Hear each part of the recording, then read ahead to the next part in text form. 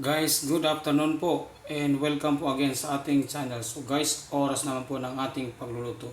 So ang ating recipe sa ngayon guys ay gigisa tayo ng hipon na may ketchup. So ito na po guys ang ating mga sangkap. Meron po akong hinanda dito na 400 gram ng hipon. Meron din tayong onion, garlic, isang piraso ng red chili. At saka siyempre guys, ang ating mga pampalasa, meron tayong salt, Ajinomoto, black pepper powder, gagamit din tayo ng ketchup, at saka siyempre guys ang ating cooking oil. So ayan guys, nakikita nyo ang aking mga lalagyan ng mga pampalasa is empty na po dahil wala na po tayong budget. So tara guys, umpisahan na po natin ang ating pagluluto.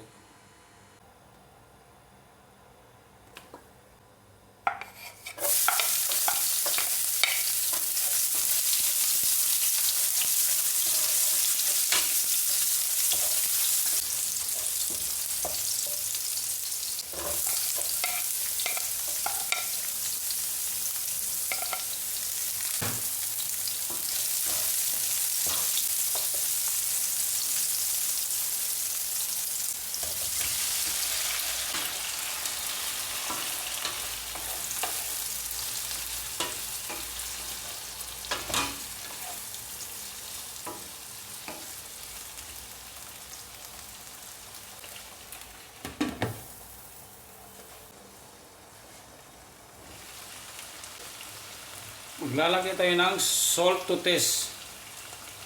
Konting Ajinomoto. Konting black pepper powder.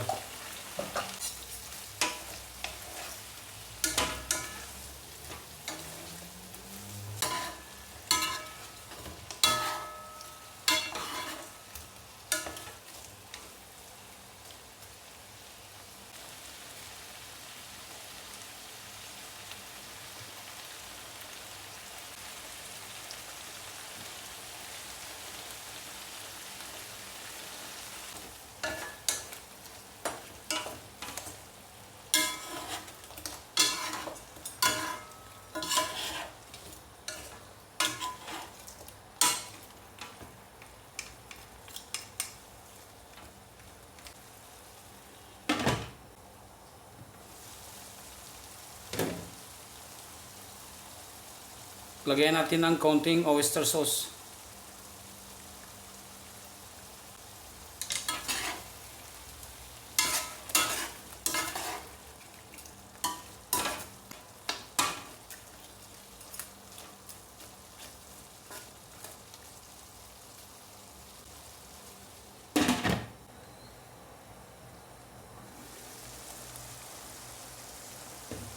Oh la la!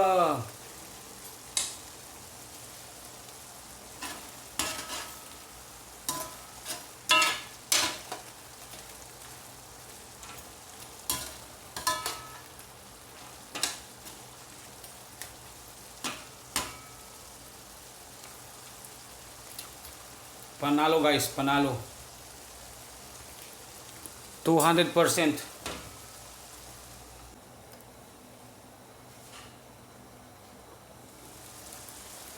So, okay na to guys. Well done. Pwede nating hanguin at i-serve sa ating family. Mas maganda yung may kaunting sauce or sabaw. So, mas malasa, mas malalasa natin na may kaunting sauce or may kaunting sabaw. So, well done guys. So, ayan na po guys. Ginisang hipon na may ketchup. Well done. So, please lang po guys, paki-share, like, comment, and subscribe na lang po or follow ang aking mga videos na ina-upload sa araw-araw para po sa mga susunod nating videos ay ma-update po kayo kaagad. So, maraming salamat po at mabuhay po tayong lahat. So, kain na tayo guys and thank you for watching.